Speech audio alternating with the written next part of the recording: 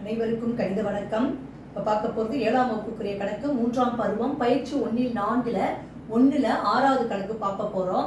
41.36 வகுத்தல் 4 தசம எண்ணை முழு எண்ணால் வகுக்க போகிறோம். இப்போ தசம எண்ணை முழு எண்ணாக மாற்றிக்கிறோம்.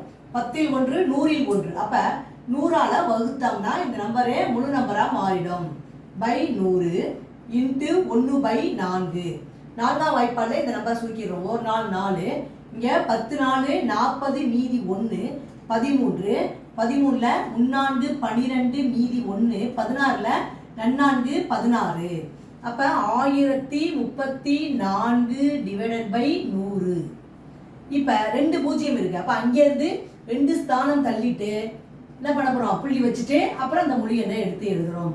அப்போ இந்த கணக்கை பொறுத்த வரைக்கும் ஆன்சர் 10.34. புரிஞ்சுங்களா?